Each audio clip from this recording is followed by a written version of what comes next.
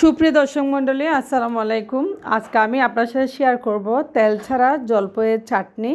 খেতে খুবই অসাধারণ, স্কিনের জন্য খুবই ভালো, স্বাস্থ্যের জন্য ভালো। এই তেল ছাড়া জলপাইয়ের চাটনি আপনি ভাতের সাথেও খেতে পারেন, এমনিও খেতে পারেন।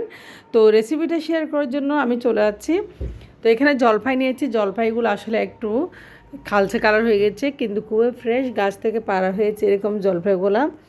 তো এগুলো আমি এখন ভালোভাবে ধুয়ে নিয়েছি জলপাইগুলা।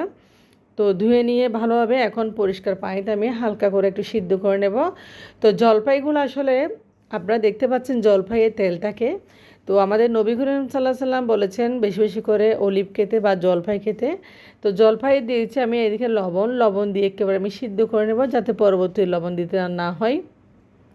তো এরপর যে জলপাইগুলো আমি এনেছি লবণ দিয়ে একটু হাফ বয়েল করে নেব। আমি আজকে পাঁচফোড়নের গুঁড়া, রাঁধুনি পাঁচফোড়নের গুঁড়া দিয়ে এই জলপাইয়ের চাটনিটা বানাবো। অনেক সুস্বাদু খেতে এই পাঁচফোড়নের গুঁড়াটা খুবই ভালো। তো এই পাঁচফোড়নের গুঁড়ো আমি সব কিছুতে ব্যবহার করি, ডাল, সবজি। আজকে আমি দেবো জলপাইয়ের চাটনিতে। তো যা হোক না কেন, জলপাইগুলো সিদ্ধ হয়ে গেছে দেখতে পাচ্ছেন, এবং সিদ্ধ হয়ে প্রায় ফেটে গেছে। জলপাইগুলো প্রায় এত সিদ্ধ হয়েছে, একদম ফাটল ধরেছে। এখন আমি পানি ঝরিয়ে নিয়েছি। এখন চলে আছে চুলায়। চুলায় আমি একটা প্যারে জলপাইগুলো দিয়েছি প্রথমে 1 টেবিল চামচ হলুদের গুঁড়া, শেষে দিয়েছি এখানে লবণ, সামান্য করে আবার লবণ দিয়েছি মরিচের গুঁড়া। তো দিয়েছি এখানে আমি সামান্য পরিমাণে, দেখতে পাচ্ছেন আপনারা, সরিষা বাটা। আমি সরিষা বেটে নিয়েছি। আর দিয়েছি এখানে রসুন কুচি। রসুনগুলো এরকম কুচি কুচি করে নেবেন। এই জলপাইয়ের চাটনিটা কিন্তু খুবই মজা, তেল ছাড়া একদম এত যে সুস্বাদু হয়। তো স্কুলের আমাদের ছোটোবেলায় স্কুলে যারা জলপাইওয়ালা আসতো মামারা, এভাবে বিক্রি করতো, কোনো তেল ব্যবহার করতো না। আসলে এগুলো খুবই টেস্টি লাগতো। সেভাবে আমি বানাচ্ছি। তো দেখেন ভালোভাবে এখন আমি জলপাইগুলো নেড়ে চেড়ে কষিয়ে নিয়েছি। এখন দিয়েছি আমি চিনিটা যার যার ইচ্ছা মতো দিতে পারেন, এটা না দিলেও স্কিপ করতে পারেন, কোনো সমস্যা নেই, তবে চিনি দিলে একটু ভালো লাগে। তো দিয়েছি এখানে পাঁচফোড়নের গুঁড়া আমি 1.5 টেবিল চামচ পরিমাণ দিয়েছি, সামান্য পরিমাণ জিরার গুঁড়া। তো এটা হচ্ছে ভাজা জিরা, আমি এখানে জিরার গুঁড়া দিই না, ভাজা জিরা ভেঙে দিয়েছি। সব কিছু দিয়ে ভালোভাবে নেড়েচেড়ে একটু কষিয়ে নেব।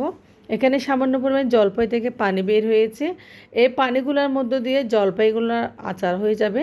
আর এই জলপাইগুলো আমি সিদ্ধ করে ভালোভাবে ঢাকনা দিয়ে আর একটু সিদ্ধ করে ভালোভাবে জলপাইগুলো একদম নেড়েচেড়ে ভেঙে দিব। দেখুন আমি ভাঙিয়ে নেব জলপাইগুলো, দেখেন নেড়েচেড়ে একদম আমি মিহি করে নিয়েছি। এই মিহি করা জলপাইগুলো মাশাল্লাহ খুবই ঘ্রাণ আসছে, যেহেতু এখানে আমি সরিষা বাটা দিয়েছি, সব কিছু দিয়েছি।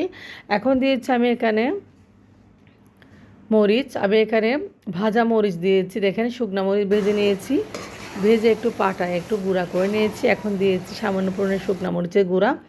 তবে এই জলপাইয়ের আচারটা আমি দীর্ঘদিন সংরক্ষণ করবো না, সেজন্য এভাবে বানাচ্ছি। আমি এটা খেয়ে ফেলবো খুব তাড়াতাড়ি। জলপাই স্বাস্থ্যের জন্য খুব ভালো, বছরের নতুন ফল, খাওয়া আপনি ভালো। আমি টেবিলে রাখি সবসময়, বাচ্চারা খাবে, আমি খাবো। জলপাইয়ের চাটনিটা খুবই ভালো লাগে। তো দেখেন জলপাইয়ের চাটনিটা হয়ে গেছে, এখন একটু কালারও চলে আসছে চুলা একটু দমে রাখার পর। তো দেখেন আমি চুলা থেকে নামিয়ে নিয়েছি, কত সুন্দর কালার এসেছে মাশাল্লাহ। এই জলপাইয়ের চাটনি আপনারা যে কোনো ভাতের সাথেও খেতে পারেন। তেল ছাড়া জলপাইয়ের চাটনি কেমন হয়েছে কমেন্টস করবেন। তেল দিলে আসলে তেমন ভালো লাগে না আমার, অলিভে এমনি তেল রয়েছে। আর আপনারা জানেন জলপাইতে এমনিতে তেল আছে, যেহেতু জলপাই থেকে তেল হয়। তো আজকের ভিডিও এটুকু পর্যন্ত। আপনারা ভালো থাকবেন। আল্লাহ হাফেজ, আসসালামু আলাইকুম।